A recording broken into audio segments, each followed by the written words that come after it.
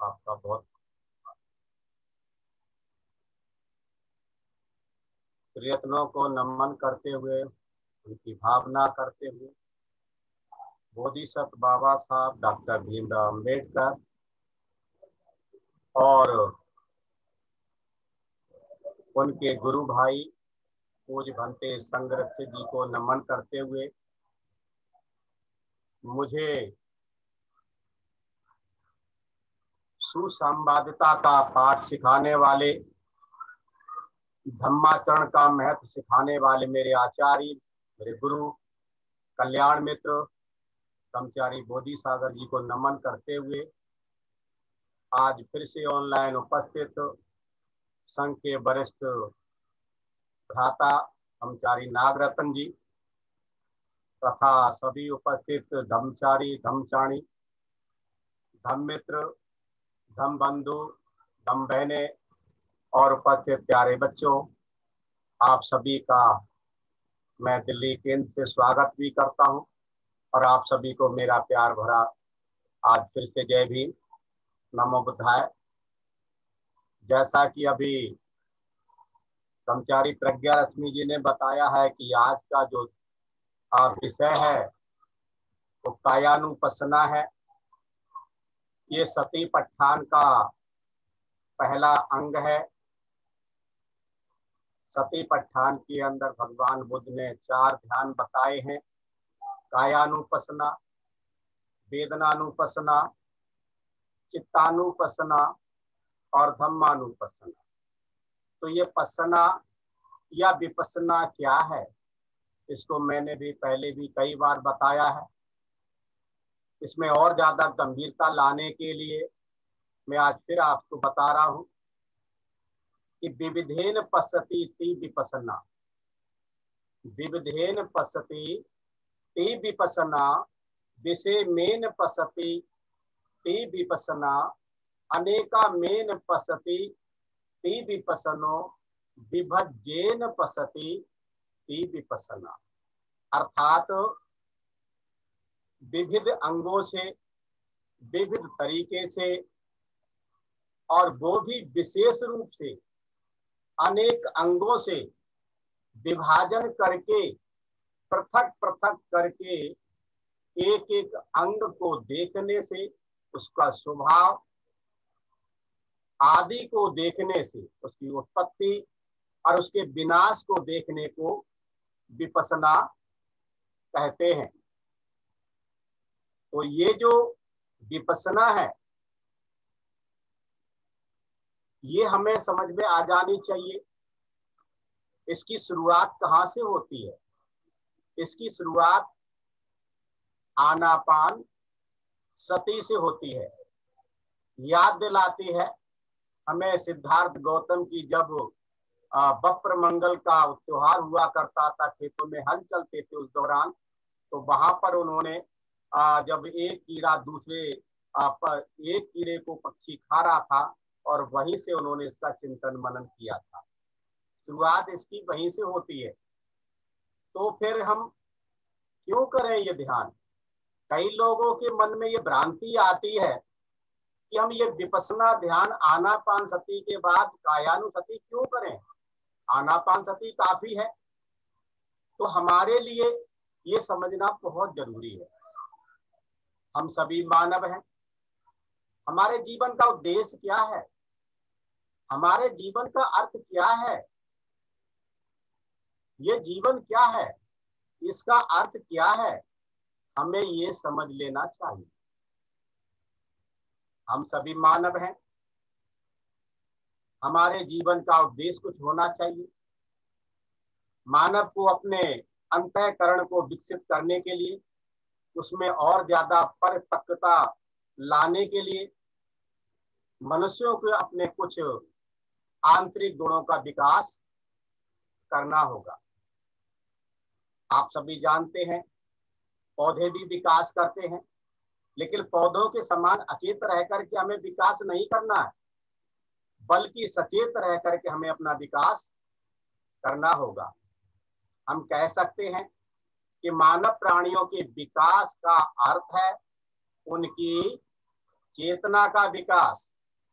और यही कारण है कि मानव को एक आदर्श की आवश्यकता है, एक कल्याण मित्र की आवश्यकता है। बगैर कल्याण मित्र के हमारा आध्यात्मिक विकास संभव नहीं है। उसे आदर्श के मात्र इधर उधर के पक्षों की आवश्यकता नहीं है, इधर उधर भटकने की जरूरत नहीं। अभी संकेत दे दिया है हमारे ब्रह्मचारी प्रज्ञारश्मि ने वंदना के समय। इधर उधर के पक्षों को देखने की आवश्यकता नहीं है, बल्कि उसके जीवन से संबंधित, उसके आध्यात्मिक विकास से संबंधित किसी एक पक्ष के आदर्श की भी नहीं, बल्कि उसे मानव के रूप में, संपूर्ण मानव के रूप में एक आदर्श की आवश्यकता है। अगर संपूर्णता प्राप्त करनी है तो आदर्श की आवश्यकता। और वो कौन है? वो हमारा क्या आदर्श होता है? किसी मानव का आदर्श क्या हो सकता है? वो है बुद्धत्व, यानी बुद्धत्व प्राप्त करना मानव का आदर्श। हमारा ये हेतु है सभी ध्यानों का, चाहे कोई सा भी ध्यान ले लीजिए।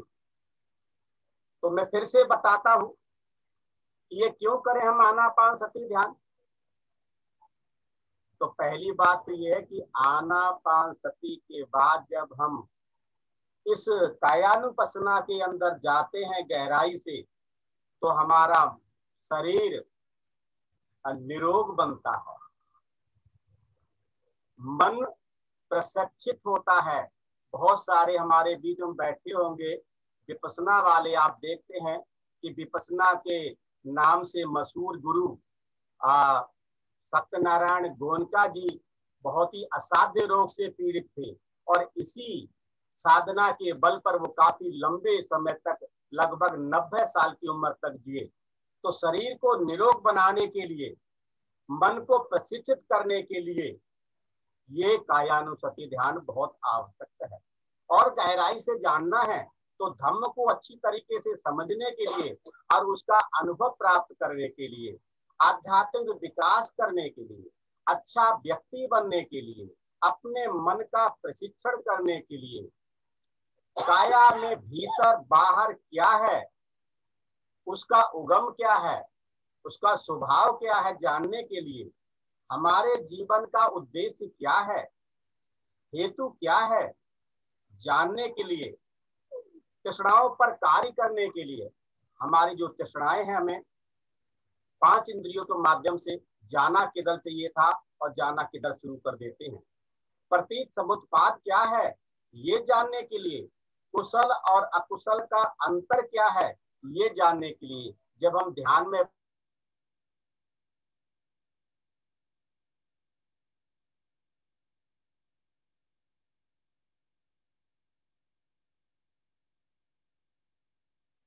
अंतर्दृष्टि प्राप्त करने के लिए, संबोधि प्राप्त करने के लिए, सच्चा शरण गमन करने के लिए और अंतिम शरण गमन करने की भी ध्यान की आवश्यकता है। इतना बड़ा महत्व है इस ध्यान का। तो फिर हम कैसे करें इस ध्यान को? तो सबसे पहले क्या है, पालथी मार करके बैठना है, या कुर्सी पर बैठना है, या सोफा पर बैठना है। पीठ को सीधा करके कुछ मिनटों तक चिंतन करें।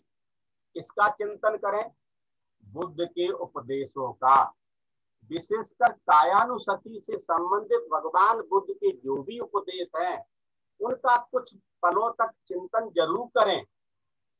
अगर वो हम चिंतन करते हैं तो हमें कुछ न कुछ और ज्यादा श्रद्धा का भाव विकसित होगा हमारे अंदर।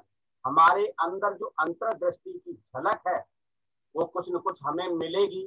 तो यहाँ पर भगवान बुद्ध भिक्षु वर्ग के अंदर भिक्षुओं को जो समझा रहे हैं 2500 साल पहले, वो आज हमें समझने की जरूरत है, और उसका महत्व आज भी उतना ही है। भगवान बुद्ध वहां पर भिक्षुओं को कहते हैं कि जो है, ये जो हमारे शरीर के जो अंग हैं, पंच इंद्रियां हैं, इसका हमें संवर करना है। संपूर्ण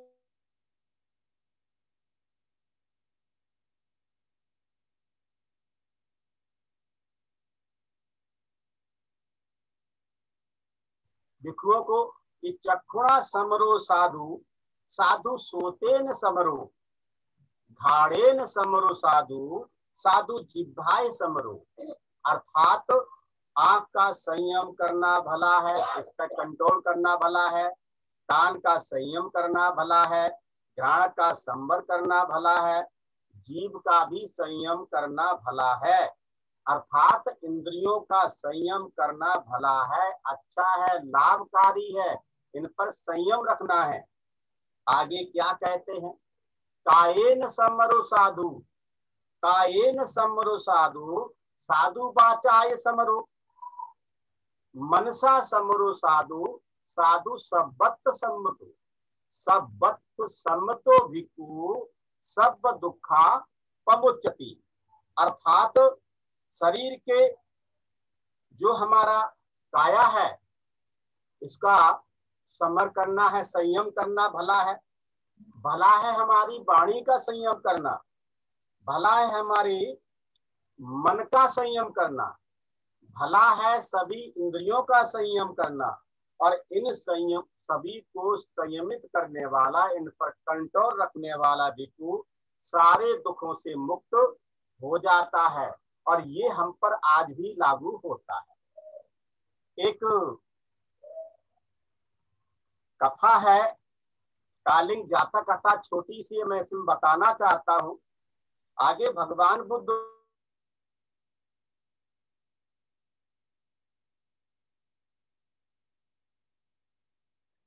आपका नेट कमजोर है।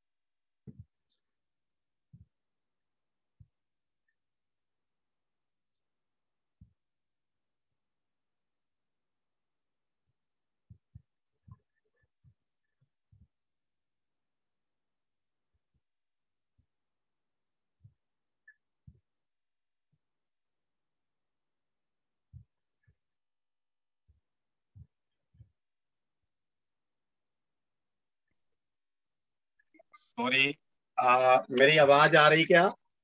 हाँ, आ रही है। लाइट चली गई आपकी बार, लाइट में ज्यादा दिक्कत हो रही है। कुछ ये चलने लगा है तो मैं देखता हूँ, प्रयास करता हूँ माइक से इससे नाम जुड़ने के लिए।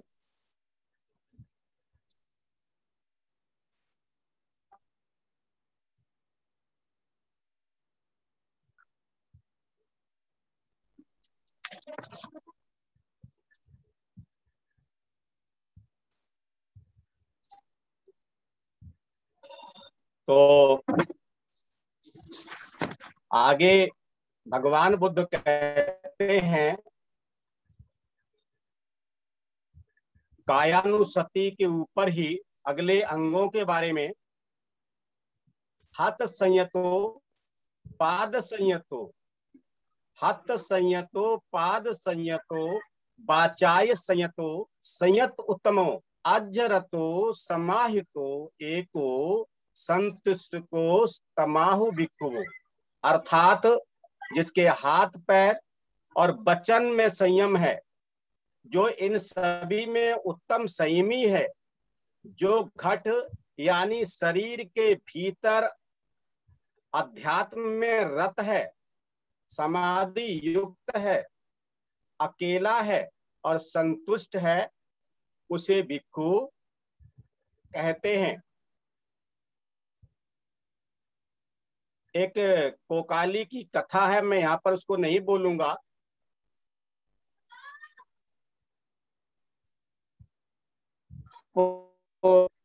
सुप्त निपात में आप उसको पढ़ सकते हैं। काफी बड़ी कथा है, समय इतना नहीं हमारे पास में, शॉर्ट में बताता हूँ। कोकाली भिक्खु अग्र श्रावकों को, यानी अपने से सीनियर भिक्षुओं को आक्रोश मन करके पृथ्वी में धंसकर जब मर गया और पदम नरक लोक में उत्पन्न हुआ, तब उसके संबंध में चर्चा सुन भगवान बुद्ध ने भिक्षुओं को कहा, भिक्षुओं, न केवल इसी समय, पहले भी कोकालीय भिक्षु अपने मुख के कारण हीन हो गया, नष्ट हो गया। वह बहुभाषिक जातक को प्रकाशित कर, आगे क्या कहते हैं भगवान बुद्ध, भिक्षुओं, भिक्षु को मुख में संयम रखना चाहिए। वाणी के जो 4 शील हैं उन्हें याद रखना है। ऐसे उपदेश से देते हुए क्या कहा, यो वाणी अनुदतो अथम धम्मैच दीयति मधुरम तस् भाषितम, अर्थात जो मुख रख, यानी मनन चिंतन करता है और अर्थ धर्म को प्रकट है, उसका भाषण मधुर होता है। ऐसा हमें चिंतन ध्यान की गहराई में जाने से पहले हमें करना चाहिए। तो फिर क्या होगा, जब आप ऐसा चिंतन करेंगे तो होगा क्या, आपके अंदर के जो साथी हैं, और साथी तो दोनों तरह के होते हैं, कुशल भी और अकुशल भी, आप उनका चिंतन मनन कर सकते हैं।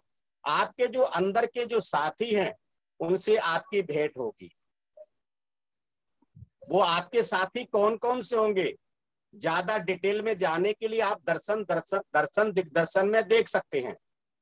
स्पर्श होगा, वेदना होगी, संज्ञा का पता चलेगा, चेतना, स्मृति, प्रज्ञा, श्रद्धा, लज्जा, निर्लज्जता, अलोप, अद्वेष, अमोह, पराक्रम, उपेक्षा, अहिंसा, राग, संदेह, क्रोध, ईर्षा, सठता और हिंसा, ये आपके अंदर के जो साथी हैं, ये आपकी उनसे मुलाकात होगी। ये सभी आपके आंतरिक सहाय हैं, साथी हैं, और ये सभी चैतसिक धर्म हैं। और जब इनका आप और ज्यादा गहराई से चिंतन करेंगे तो आपको पता चलेगा ये जो है प्रतिसंवाद से भरे होंगे, जो क्षणभंगुर है। प्रतिक्षणम च नव लक्षणयानि प्रवर्तन्ते क्षणभंगुरम स्पष्ट प्रतिसमुत्पादा। क्या है ये प्रतिसमुत्पाद? पल पल जो घटने वाली घटनाएं हैं उससे संबंधित है, और वो भी कैसा है, क्षणभंगुर है। पल पल हमारा मन बदल रहा है। यहाँ आपका मन नव निर्मित होगा। आपको पता चलेगा कि हमारे इनमें से जो साथी हैं कौन से सही हैं, कौन से गलत हैं। सकारात्मक ऊर्जा से आपका भरा हुआ होगा मन। इससे हमारी जागृता का जो जागृति है ना, उसका स्तर बहुत ही ऊंचा ऊंचा ऊंचा ही उठता चला जाएगा। हम यहाँ पर कुछ न कुछ अनुभव प्राप्त जरूर करेंगे। हमारी जागृति अंदर की और बाहर की वस्तुओं के प्रति ज्यादा हो जाएगी। अंदर के अंग हैं और बाहर की जब वस्तुएं हैं, जो खुली आंखों से चिंतन करेंगे और देखेंगे तो हमें क्या क्या मिलेगा इस ध्यान साधना से। हम ज्यादा अपने शरीर के प्रति जागृत होंगे। किसी न किसी प्रकार का अनुभव जरूर मिलेगा, प्रकाश का अनुभव, शरीर के अंदर बाहर के अंगों का अनुभव। ऐसा लगेगा हम साक्षात देख रहे हैं। अब एक दिन डॉक्टर साहब ने भी कहा था, स्पष्ट दिखाई दे रहा है, ऐसा लग रहा है मैं ऑपरेशन थिएटर में हूँ। अंदर की आवाजों को सुनने का अनुभव। अभी नहीं खाता, अभी दूध किया। आवाज आ रही है, और यहाँ पर एक समझना बहुत जरूरी है, जो लोग ईश्वर में विश्वास करते हैं और वह सोचते हैं कि ईश्वर बोल रहा है, सच बात तो ये यहाँ पर आप अपने अंतर मन के जो गहराई में से आवाजें आती हैं, ऐसा आप सुनेंगे, ऐसा अनुभव होगा। किसी न किसी प्रकार की सुगंधी का अनुभव होगा। मैंने भी इस सुगंधी का अनुभव लिया है। प्राकृतिक दृश्यों को देखने का अनुभव होगा। स्वच्छ नीला आकाश, वो भी विशाल विशालता लिए, ऐसा अनुभव होगा। बिजली चमकती हुई देख सकते हैं। आकृतियां देखने को मिलेंगी, मानव के दृश्य या अन्य स्थितियों के दृश्य, चेहरे देखने को मिलेंगे, आंखें के देखने को मिलेगी। दूर कहीं से आती हुई रोशनी, प्रकाश की किरण नजर आ सकती है। वजन में परिवर्तन हो सकता है, हल्कापन या भारीपन का अनुभव करना। पौधों या गुब्बारों की तरह हवा में भी तैर सकते हैं आप, ऐसा लगेगा, महसूस होगा। हालांकि हवा में तैरते नहीं, अपनी जगह पे ही बैठे होते हैं। शरीर का गर्म होना, ठंडा होना, हल्का होना, भारी होना, ऐसा महसूस कर सकते हैं। मन बहुत ही संवेदनशील यहाँ पर हो जाता है, ऐसा अनुभव होता है। एक एक कोशिका हमारी खिलने लग जाती है। कुशाग्र या विलक्षण बुद्धि होने का अनुभव प्राप्त कर सकते हैं। यहीं से प्रज्ञा की शुरुआत होती है।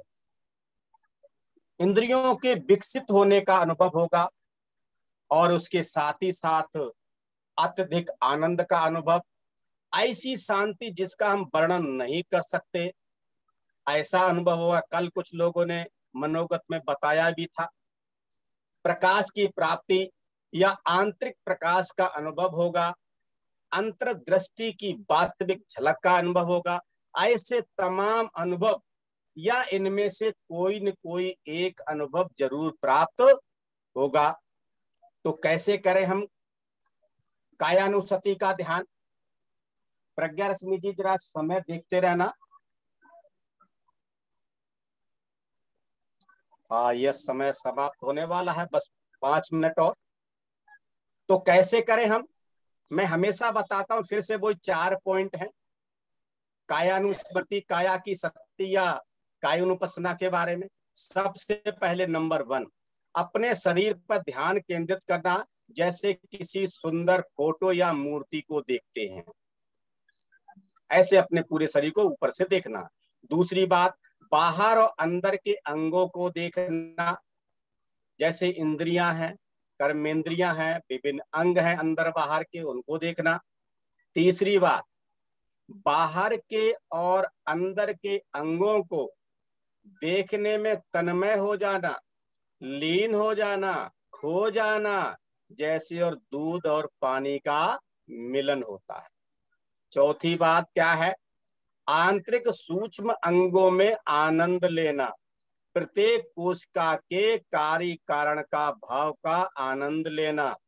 जैसे आप देखते हैं गर्मियों में, आजकल गर्मियां शुरू हो गई हैं, तो गर्मी लगने के बाद जब नहाते हैं, नहाने के बाद क्या आनंद आता है, उस तरीके का आनंद हमने ध्यान में लेना है।